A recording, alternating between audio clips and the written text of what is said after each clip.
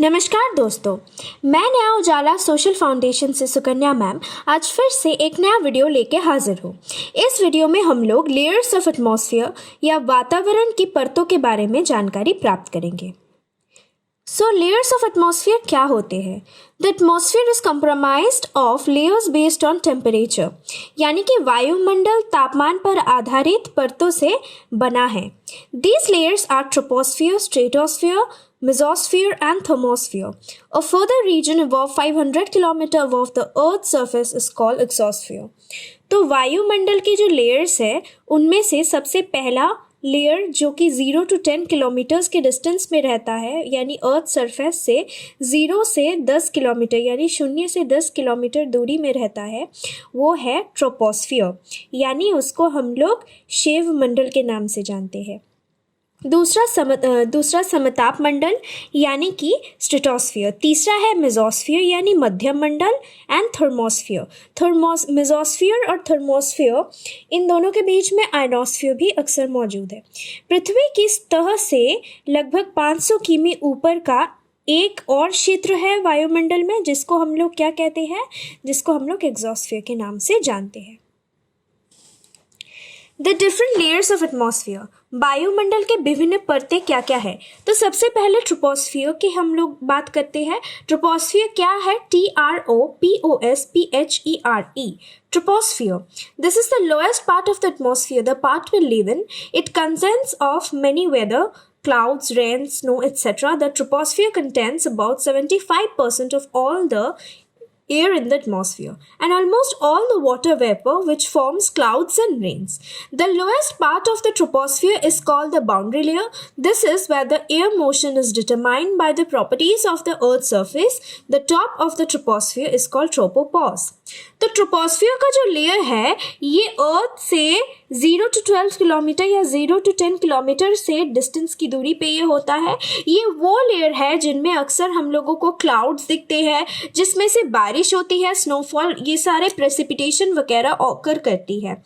Next, ये जो troposphere है ये 75% ऑफ अर्थ का जितना भी एटमॉस्फेरिक लेयर्स है उसका 75% ये कंसिस्ट करता है इसमें।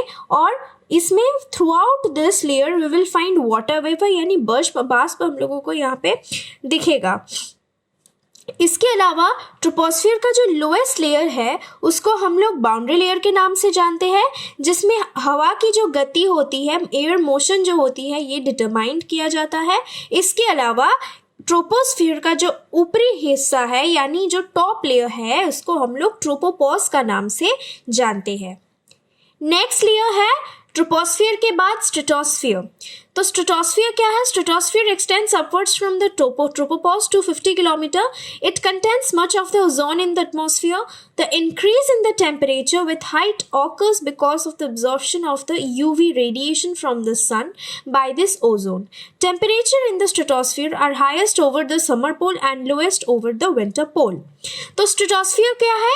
ये स्ट्रेटोस्फियर की जो लेयर है ये ट्रोपोस्फियर के बाद आती है, जो कि एकदम 50 किलोमीटर्स तक एक्सटेंड करती है। Next, it consist of the ozone in the atmosphere, यानी कि हमारी जो ओजोन लेयर है ये लेयर क्या करती है? Most of the layer, much of ozone layer is compromised inside the troposphere. मतलब स्ट्रेटोस्फियर के अंदर ओजोन लेयर की अधिकांश अंश मौजूद है। और हम लोग अक्सर देखते हैं कि अर्थ से ऊपर में उठते हैं, सब फॉर एग्जांपल पहाड़ी एरिया का बात करेंगे तो वैसे अर्थ से हाइट इंक्रीज होती है तो what happens? We know that the temperature decreases, but if we speak about the troposphere तो वहाँ पे थोड़ा टेम्परेचर राइज करता है। ये टेम्परेचर क्यों राइज करता है? क्योंकि सूरज का जो यूवी रेज है, क्योंकि ट्रोपोस्फियर में ओजोन मौजूद है प्लस सूरज का यूवी रेज ये अब्जॉर्ब करता है। UV rays means the ultraviolet radiations of the sun. इसीलिए हम लोगों को स्ट्रेटोस्फियर में यानी जो हमारा समताप मंडल है इसमें थोड़ा सा हम लोगों को देखते हैं, इसमें थोड़ा सा टेम्परेचर का राइज होता है। Temperature in stratosphere are highest over the summer pole, यानी कि जो हमारी ग्रीष्म का जो पोल है उसमें हम लोग देखते हैं कि जो स्ट्रेटोस्फियर का टेम्परेचर है वो हाईएस्ट है, सबसे ज़्यादा है, और विंटर पोल में सबसे लोएस्ट है। नेक्स्ट, मध्यमंडल या मेसोस्फीयर। तो मध्यमंडल क्या है? मेसोस्फीयर, ट्रोपोस्फीयर और स्ट्रेटोस्फीयर के बाद आती है। Mesosphere is the region above the stratosphere. Here the temperature again decreases with the height, reaching a minimum of about 90 degree centigrade at the mesopause. तो मेसोपॉज जो मेसोस्फीयर के लेयर का एक लेयर है, तो उसमें हम लोग को क्या दिखाई देते हैं? इसमें हम लोग को अक्सर दिखाई देता है कि जो टेम्परेचर है ये अबाउट 90 डिग्री सेंटीग्रेड तक रीच करता है। इसके अलावा दिखाई देता है हम लोगों को जो here the temperature again decreases, यहाँ टेम्परेचर जो है ये घट जाती है। मतलब स्ट्रेटोस्फीयर में जैसे ट्रोपोस्फीयर से ऊपर उठते हैं तो स्ट्रेटोस्फीयर में टेम्परेचर राइज करती है। हम लोग जैसे मेसोस्फीयर में जाते हैं, जैसे ही मेसोस्फीयर की बात करेंगे वहाँ पे हम लोग अक्सर क्या देखते हैं, वहाँ पे हम लोगों को दिखाई देती है जो टेम्परेचर है वो अक्सर क्या होती है, डिग्रेड करती है। सो नेक्स्ट लेयर क्या है? नेक्स्ट लेयर है thermosphere. After mesosphere 80 to 700 kilometre के बीच में थर्मोस्फीयर आती है। थर्मोस्फीयर क्या है? Thermosphere lies above the mesopause and is a region which the temperature again increases with height. Q, the temperature increases because by the absorption of energetic ultraviolet and X-ray radiation from the sun. तो energetic UV rays या ultraviolet rays जो है, यानी आप जो x ray विकिरण है या जो ऊर्जावान आपका ये है, ऊर्जावान मतलब एनर्जेटिक अल्ट्रावायलेट रेज जो है, ये रेज का एब्जॉर्प्शन या अब्सोर्बित होने के कारण दिखाई देता है कि थर्मोस्फीयर लेयर का टेम्परेचर फिर से बढ़ जाती है।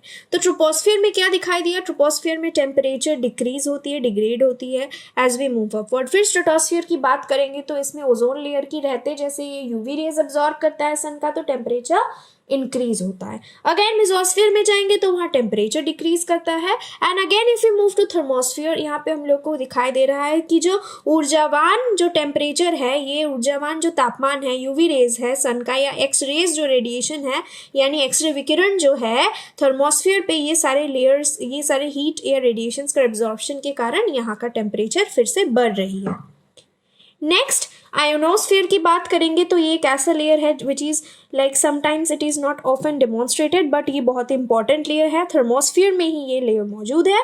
The region atmosphere above 80 kilometre, तो एटमॉस्फेयर से 80 किलोमीटर जो ये है, the region of atmosphere above the 80 kilometre is called ionosphere since the energetic solar radiation knocks electrons off molecules and atoms, turning them into ions with a positive charge.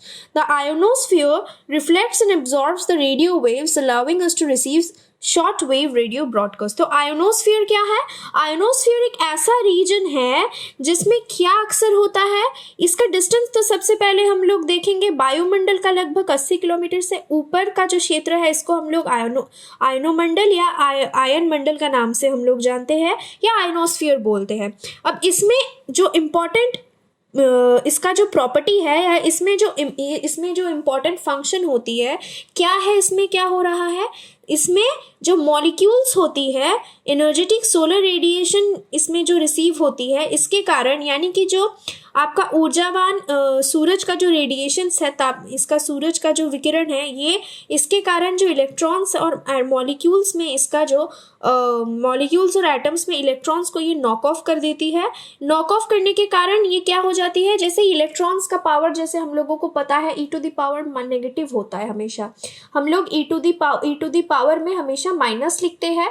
तो जैसे ही electrons को knock off कर देती है, positive जो ions positive ये gain करती है, एवं पॉजिटिव ये गेन करने के साथ साथ इसका जो ये आयंस में परिवर्तित हो जाते हैं एवं इसमें एक पॉजिटिव चार्ज हो जाती है। आयनोस्फीयर क्या करता है, अक्सर जो रेडियो वेव से इसको रिफ्लेक्ट करती है, जिसके कारण अक्सर हम लोगों को क्या देखने को मिलता है, हम लोगों को रेडियो ब्रॉडकास्ट सुनने को मिलता है।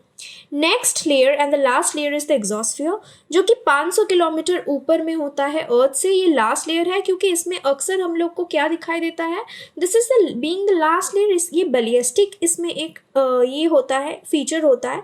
सो पढ़ते हैं क्या लिखा है, the region about 500 kilometre is called exosphere. It contains mainly oxygen and hydrogen atoms, but there are so few of them that they really collide, they follow the ballistic trajectories under the influence of gravity and some of them escape right out into the space. तो एग्जॉस्फियर पे gravitational pull बहुत ज़्यादा कम होती है, जैसे सबसे ज़्यादा troposphere में होती है, तो धीरे धीरे जैसे हम लोग आगे बढ़ते जाते हैं और एटमॉस्फेरिक लेयर या फिर जो हमारे वायुमंडल के जो लेयर्स है, जो परत है, वो धीरे धीरे जैसे बढ़ते जाता है वैसे ही ग्रेविटेशनल पुल घटती जाती है, जिसके कारण क्या होता है, जितना हमारा हाइड्रोजन ऑक्सीजन का जितना भी मॉलिक्यूल्स बहुत ही कम मात्रा में दो मौजूद होते हैं एग्जॉस्फियर में, तो अक्सर क्या होता है, ये अर्थ से बाहर चले जाते हैं because of that low gravitational pull. और इसमें ये लोग क्या फॉलो करते हैं, they follow the ballistic trajectories under the influence of the gravity and often what we find some of them escapes out of the atmosphere. जैसे diagram में भी हम लोग दर्शाए गए हैं, दर्शाने का कोशिश किए हैं कि एग्जॉस्फियर का बात क्या है, थर्मोस्फियर, मेसोस्फियर, स्ट्रेटोस्फियर, ट्रोपोस्फियर, सारे आपको लेयर्स दिखाए गए हैं। लेयर्स के साथ साथ इसमें क्या डिमॉन्स्ट्रेट किया गया है, कौन सा लेयर्स में क्या मौजूद है। जैसे ट्रोपोस्फियर में क्लाउड्स एवं जितना भी प्रेसिपिटेट फॉर्मेट्स है वो सारे मौजूद है। रेडियो जो सोंडे है ये सारे हम लोगों को दिख रहे हैं, स्ट्रेटोस्फियर में मौजूद है। एवं we often find aircraft being over there going in the stratosphere in order to avoid the climatic turbulence. जो क्लाइमेट या वायुमंडल या वातावरण में परिवर्तन होता है उसको अवॉइड करने के लिए अक्सर we find that the airplanes they are travelling in stratosphere. इसके बाद मेसोस्फियर है जिसमें मेटियोर्स दिखते हैं। फिर स्पेस क्राफ्ट यानी थर्मोस्फियर, एग्जॉस्फियर एकदम लास्ट लेयर है जिसमें सैटेलाइट्स दिखाई देते हैं, और उसके अंदर उसके आगे क्या है, उसके आगे थर्मोस्फियर है। थर्मोस्फियर में जैसे दिखाई दे रहा है, थर्मोस्फियर में spacecraft often, this is what we find in the thermosphere. और ये है हमारे लेयर्स ऑफ एटमॉस्फेयर। जो वेरिएशन हम लोगों को दिखाई देगी पिक्चर्स में, जो इंपॉर्टेंट चीज़ है नोट डाउन करने की, कि इसमें लेयर्स की हाइट हम लोगों को या लेयर्स की इंफॉर्मेशन बहुत ही कम मिलती है, and it is often, this is often a very बहुत कॉन्ट्रोडिक्टरी मैटर है ये। So for better preference whatever is written in the book should be followed. And with this I would like to end the video. If you like the video, please do like, share and subscribe Naya Ujala Social Foundation for more such interesting videos. Thank you.